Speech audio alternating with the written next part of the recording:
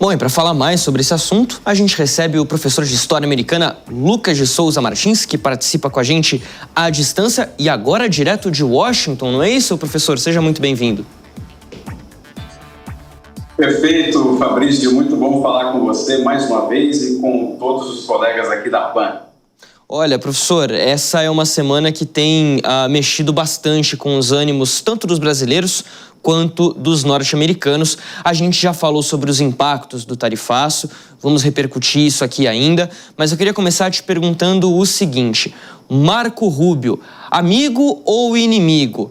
O que a gente pode esperar do atual secretário de Estado norte-americano, que tem uma postura, pelo menos tem nesses primeiros meses de governo, mostrado uma postura bastante ativa em relação aos países da América Latina, né? A gente viu na reportagem do Eliseu Caetano a questão de incluir Cuba novamente na lista de países patrocinadores do terrorismo, também a movimentação dos Estados Unidos envolvendo a Venezuela, os Estados Unidos que agora ajudam a Argentina financeiramente, que se envolvem muito proximamente com El Salvador, de Nayib Bukele. O que a gente pode esperar, então, de Marco Rubio para o Brasil? Sem dúvida, é alguém que desperta bastante curiosidade, até porque ele vem de uma família cubana, sua família, inclusive, deixou Cuba um pouco antes da Revolução Cubana, que implementou a Revolução Socialista, que implementou um novo regime de governo. Ou seja, o que acontece com Marco Rubio, isso existe desde a sua época de senador, depois candidato a presidente dos Estados Unidos e agora também como secretário de Estado, ele é alguém que enxerga, pelo menos, a América Latina com um olhar bastante ligado a toda a política de Guerra Fria, em que havia esse embate entre Estados Unidos, União Soviética, o capitalismo, o comunismo, o socialismo. Então ele enxerga regimes, enxerga governos de acordo com esse espectro político que tem muita conexão com esse período histórico. E é por isso que há, por exemplo, uma resistência muito grande, pelo menos existia da parte dele especificamente, de fazer qualquer conexão ou relacionamento com o governo brasileiro.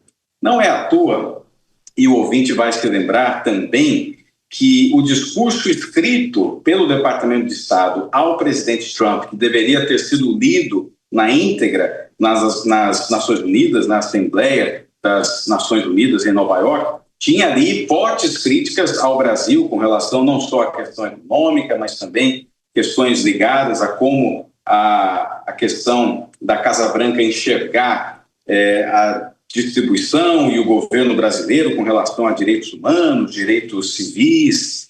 Então dá para dizer que Marco Rubio ele é o mais ideológico do gabinete do presidente Trump, mas também ele é um funcionário da Casa Branca, ele é um auxiliar do presidente Trump, e o presidente Trump, nesse sentido, tem uma diferença com relação ao Marco Rubio. O presidente Trump é mais pragmático, é mais voltado à economia, aos negócios, não necessariamente pensando na ideologia, mas, sobretudo, no interesse dos Estados Unidos com relação a relacionamentos com outros países. Por isso que ele foi indicado, Marco Rubio, para ser a pessoa responsável pela interlocução com o Brasil. É um funcionário de Donald Trump, seguirá com a negociação ao Brasil e terá, sim, que ceder o secretário de Estado Marco Rubio diante das preocupações e das prioridades de Donald Trump neste momento. Professor, você trouxe um ponto aqui que me parece bastante interessante, é uma análise que a gente tem feito já há algum tempo, de que Marco Rubio tem esse posicionamento, essa visão do mundo que remete mais à época da Guerra Fria, até por aquilo que você destacou, né? As origens dele, os pais que deixaram Cuba um pouco antes da Revolução em 59.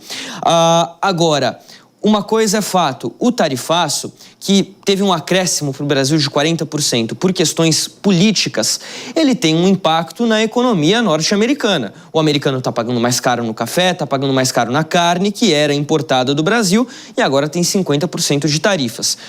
Donald Trump, você destacou muito bem, tem uma visão mais pragmática, negocia com esquerda e com direita, independentemente de qualquer coisa. O que deve prevalecer, então? É realmente esse pragmatismo? A economia vai vir acima da ideologia na hora que os dois países sentarem para negociar? Claro, e o que já Donald Trump é que o trumpismo em si, ele supera qualquer motivação necessariamente ideológica ou conservadora. Isso já se observa. Nós notamos, por exemplo, os diversos diálogos que Donald Trump manteve, por exemplo, com a China, acordos que foram estabelecidos, algumas vezes rompidos. Um dos poucos países que construiu um acordo comercial com os americanos, neste momento, foi o Reino Unido, que hoje tem um governo trabalhista, um governo mais ligado a uma política não tão conservadora.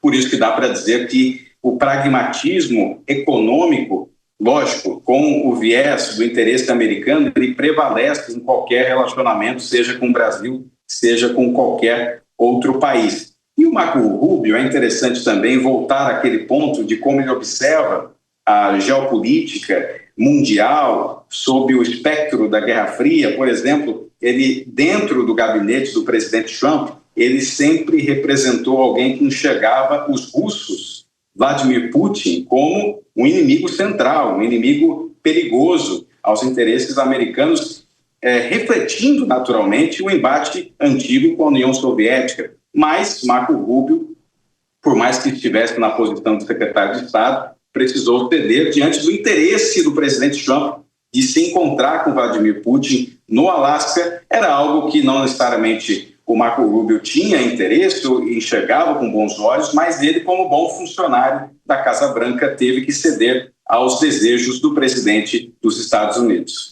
Agora, professor, para a gente finalizar aqui esse tema, o que a gente tem visto em relação aos acordos econômicos fechados pela Casa Branca desde o tarifaço é o seguinte: uma redução parcial das tarifas que eram, dependendo do país, de 25%, caindo para 15%, um pouco mais, um pouco menos, a depender do país, mas sempre comprometimentos de investimentos nos Estados Unidos e prioridade da abertura dos mercados internos para produtos americanos.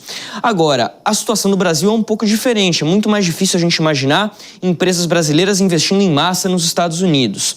Onde que está, então, o espaço para manobra, o espaço para barganha nessa negociação? Bem, o Brasil é o principal fator e o principal parceiro comercial dos Estados Unidos na América do Sul. O tamanho da economia brasileira chama bastante atenção e afeta também os americanos. É um ponto crucial para o governo Trump, que é exatamente o dia a dia da economia, o dia a dia dos americanos. O Brasil exporta produtos muito importantes, a carne, o café, o suco de laranja e também o investimento de empresas brasileiras no exterior, que estão presentes também nessa área das commodities, da carne também, sobretudo é um ponto crucial, e também a participação da Embraer em construção e desenvolvimento de aeronaves. Ou seja, o tamanho da economia brasileira faz muita diferença nessa relação entre Donald Trump e Brasília. É diferente, por exemplo, de adotar sanções econômicas à Venezuela por questões políticas, por um espectro ideológico, até porque o tamanho da economia venezuelana é muito diferente, pensando no tamanho da economia brasileira. O Brasil tem, de fato, recursos para poder colocar também os seus interesses diante da mesa em Washington, D.C., pelo tamanho de sua economia. Mais uma vez, é o principal parceiro comercial já há muito tempo dos Estados Unidos dentro da América do Sul. Bom, vamos mudar de assunto aqui rapidamente no JP Internacional, porque é o seguinte: demorou, mas chegou. A primeira fase do acordo de cessar-fogo entre Israel e Hamas foi assinado na última quinta-feira em uma reunião no Egito, em Sharm el-Sheikh, que contou com a mediação dos Estados Unidos, do Catar e da Turquia. O Hamas deve libertar todos os reféns israelenses vivos e mortos, em troca da libertação de quase 2.000 prisioneiros palestinos, além da retirada parcial das tropas de Israel no enclave.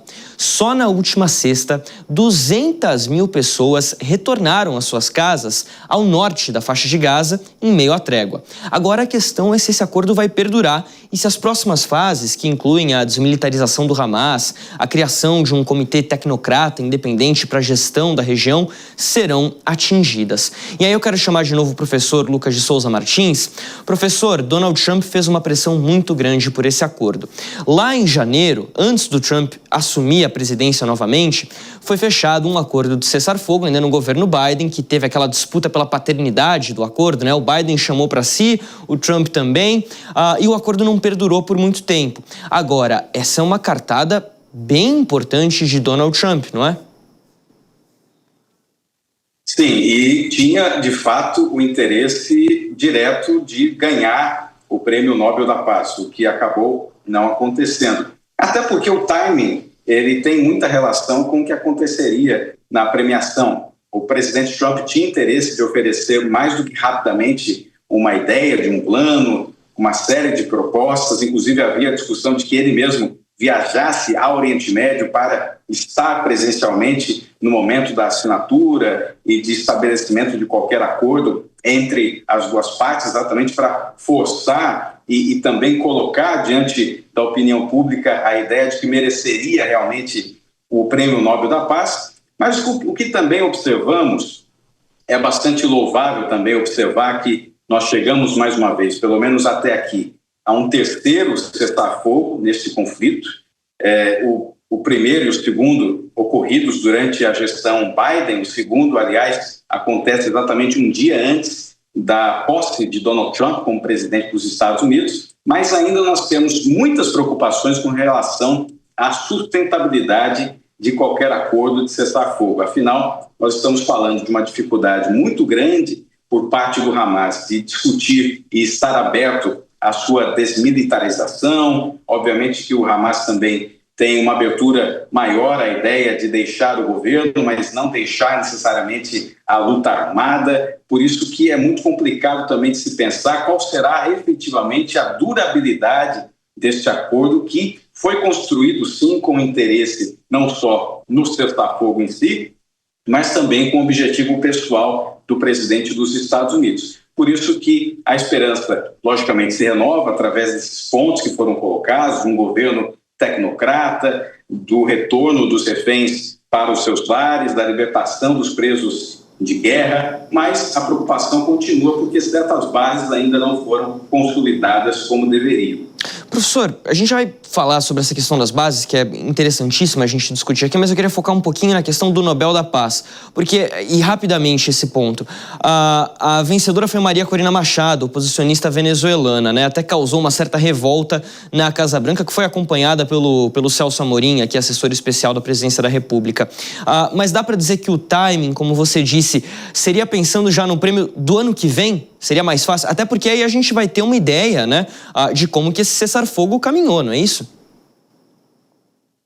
Sem dúvida, funcionaria muito bem do ponto de vista lógico pensar no prêmio do ano que vem, mas quando nós pensamos em fatos políticos, até pensar, por exemplo, na eleição de midterms nos Estados Unidos, hoje pode até haver um desenho daquilo que pode acontecer nessa eleição, diante de uma impopularidade atual do presidente Donald Trump, conforme mostram as pesquisas. O que eu posso dizer é que, neste mundo político presidencial, um ano é uma avenida de muitas emoções. Por isso que o presidente Trump, de fato, nutria esperanças para vencer este prêmio o quanto antes, até porque ele fez essa pressão para dinamizar este acordo o quanto antes, o quanto possível, considerando que para o ano que vem ainda não sabemos a respeito da durabilidade desse cessar-fogo. Não sabemos, inclusive, da manutenção do Benjamin Netanyahu, o premier de Israel, no cargo, ele que vive de uma maioria bastante pequena no Congresso israelense. Por isso que há uma avenida de emoções ainda pela frente daqui a um ano, por isso a pressa de Donald Trump para eventualmente se cacifar como vencedor do Prêmio Nobel da Paz já em 2025, que não aconteceu. Professor, agora sim, falando da questão da sustentabilidade do acordo, os Estados Unidos estão enviando 200 tropas lá para Israel para garantir que a libertação dos reféns vai acontecer. Dá para a gente imaginar que esse acordo se sustenta sem a presença do exército americano ativamente na região? Porque um deslocamento militar é sempre visto com um pé atrás pela população americana, né, que tem um histórico, Afeganistão, Iraque, enfim, a história recente não joga muito a favor de quem envia tropas para o Oriente Médio, né? Pois é, o envio de tropas a qualquer canto do mundo por parte dos Estados Unidos sempre vai gerar muita controvérsia. E pelo menos neste momento que nós observamos, não somente a ideia de envio de forças militares ao Oriente Médio, tem também a questão deste governo tecnocrata, a própria ideia de se estabelecer quem estaria responsável, quem chefiaria este grupo de paz, não só os Estados Unidos, mas também quem seriam os nomes responsáveis por essa transição. E já surgiu, por exemplo, o nome do primeiro-ministro, o antigo primeiro-ministro britânico Tony Blair, que era do Partido Trabalhista, e ele tem uma identificação, ele, Blair, com um passado bastante complicado dos Estados Unidos com relação à questão do Iraque, à questão do Afeganistão. É alguém que trabalhou com muita proximidade com George W. Bush, presidente dos Estados Unidos, à época, nestas missões que foram enviadas pelos americanos e também por outras forças europeias e que não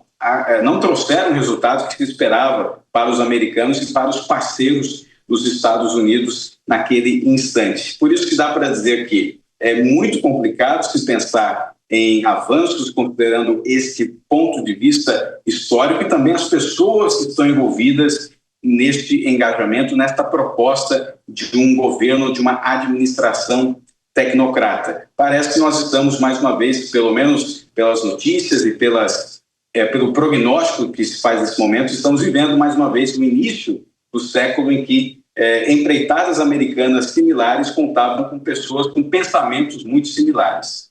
Bom, vamos ver as cenas dos próximos capítulos. Essa história, com certeza, ainda não acabou. Professor Lucas de Souza Martins, muito obrigado pela sua participação com a gente aqui no JP Internacional. Volte sempre. Obrigado, Fabrício. Boa semana a todos. Até a próxima.